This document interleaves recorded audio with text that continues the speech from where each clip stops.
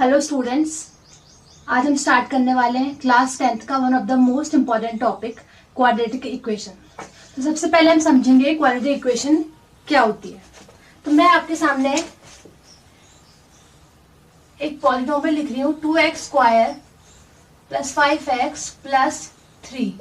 तो क्या आप मुझे बता सकते हैं कि इस पॉलिनोमियल की हाईएस्ट डिग्री क्या है या पावर क्या है? तो आप देख सकते हैं जो वेरिएबल है x, उसकी जो पावर दी हुई है वो 2 दी हुई है।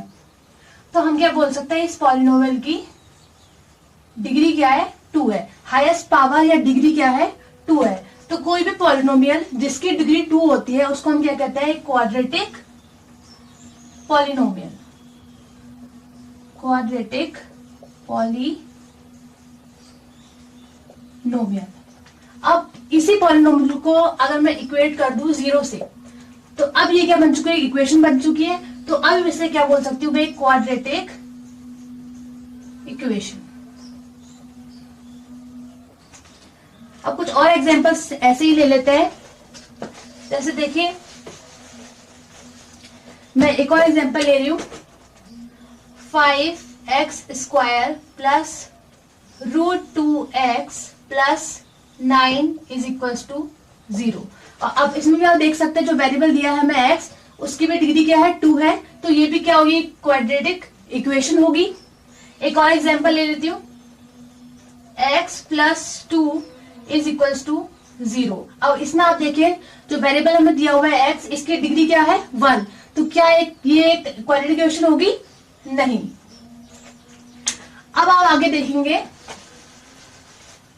मैंने 2 क्वाड्रेटिक इक्वेशन लिखी हुई है। अब अगर आप इसे ध्यान से देखेंगे, आपको x² के आगे जो भी नंबर लिखा होता है हम क्या बोलते हैं? कोफिशिएंट। तो x² के आगे कुछ एक कोफिशिएंट है, मान लेती हूँ वो कोफिशिएंट हमारा कुछ a है। वैसे आपको देखिएगा उसके बाद एक टर्म दिया हुआ है x वेरिएबल के साथ, उसके आगे भी कुछ एक कोफिशिएंट है, उसको मैं कुछ b मान लेती हूँ। वैसे ही लास्ट में आपको दिखेगा एक कांस्टेंट नंबर। लास्ट हमारी जो है क्या है? कांस्टेंट टर्म है। तो उसकी जगह अगर लिख देती हूँ c = क्या दिया है? 0। तो ये क्या है? क्वाड्रेटिक इक्वेशन की स्टैंडर्ड या बोल सकते हैं जनरल फॉर्म। स्टैंडर्ड फॉर्म में हमारी क्वाड्रेटिक इक्वेशन कैसी होती है? ax² + bx + c = 0, जहां पे a, b और c belongs to real number. ये सब के सब क्या होते हैं? रियल नंबर्स होते हैं। और एक बात और कि a कभी भी 0 नहीं हो सकता है। अब हम देखते हैं कि a 0 क्यों नहीं हो सकता है। देखिए, अगर मैं इस इक्वेशन में a की जगह 0 पुट कर दूं तो ये क्या बन जाएगा? 0x² + bx + c = 0 बन जाएगा। 0 × x² क्या होगा? 0 + bx + c = 0। अब ये 0 है, इसका कोई काम नहीं है। अब आप देखेंगे इस इक्वेशन को, bx + c = 0। इस इक्वेशन में x की डिग्री क्या है? 1 है। तो क्या a = 0 रखने में हमारी इक्वेशन क्वाड्रेटिक इक्वेशन रही? नहीं। ये क्या बन चुकी है? एक लीनियर इक्वेशन बन चुकी है। तो इसलिए हम जब भी क्वाड्रेटिक इक्वेशन लिखेंगे, हम कभी भी a को ≠ 0, हम कभी भी a को 0 नहीं लेंगे। तो स्टूडेंट्स, आपके सामने मैंने 2 इक्वेशंस लिखी हुई हैं और आपको चेक करना है कि गिवन इक्वेशंस क्वाड्रेटिक इक्वेशंस हैं या नहीं।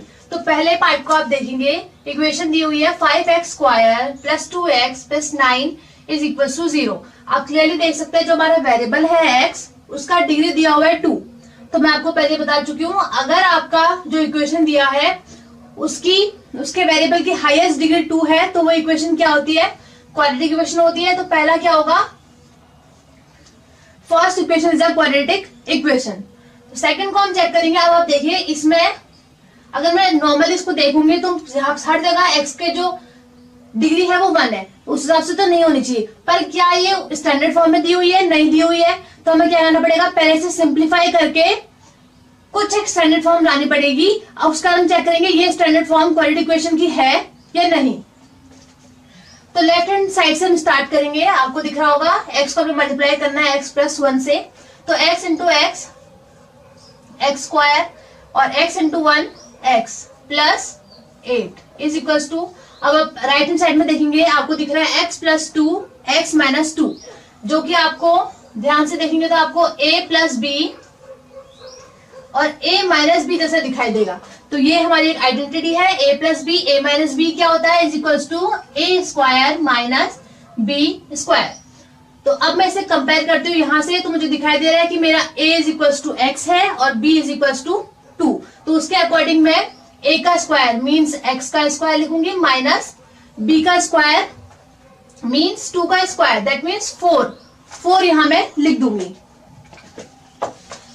नेक्स्ट स्टेप में आप देखिए, आपको दिखाई देगा दोनों तरफ left hand side right hand side दोनों तरफ एक सेम टर्म लिखी हुई है एक्स स्क्वायर और साथ में आप देखेंगे साइन भी क्या है, सेम दिए हुए हैं। तो ऐसे केस में हम क्या कर सकते हैं, इनको कैंसिल। तो मैं एक्स स्क्वायर को एक्स स्क्वायर से कैंसिल कर दूंगी। अब देखिए क्या क्या बचा, लेफ्ट हैंड साइड में बचा है एक्स प्लस 8 और राइट हैंड साइड में बचा है माइनस 4। नेक्स्ट स्टेप में मैं क्या करूंगी, इस माइनस 4 को लेफ्ट हैंड साइड में लाऊंगी, x प्लस 8। अब जब ये माइनस 4 लेफ्ट हैंड साइड में आएगा तो क्या हो जाएगा, इसका साइन चेंज हो जाएगा, माइनस से प्लस 4 इज इक्वल्स टू 0।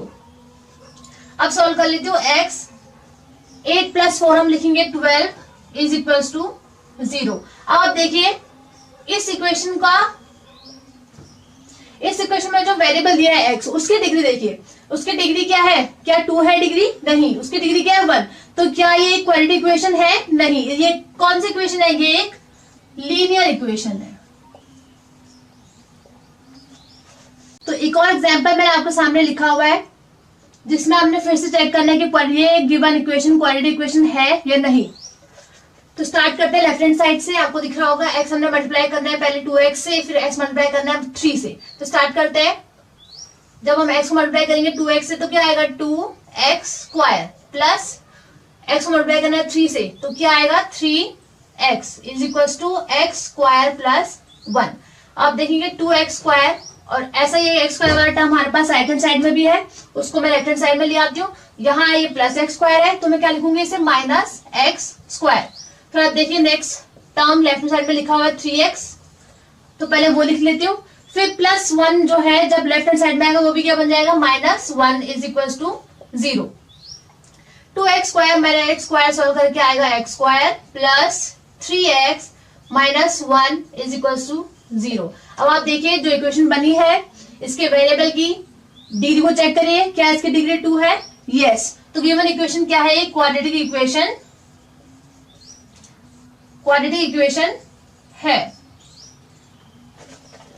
तो स्टूडेंट्स आज हमने समझा कि क्वाड्रेटिक इक्वेशन क्या होती है और कैसे हम गिवन इक्वेशन को चेक कर सकते हैं कि वो क्वाड्रेटिक है या नहीं है। अगली क्लास में हम एनसीईआरटी की फर्स्ट एक्सरसाइज सॉल्व करेंगे। आई होप आपको आज की क्लास समझ में आई हो और अगर आपको ये पसंद आई हो तो आप चैनल को लाइक करें और सब्सक्राइब करें। Thank you.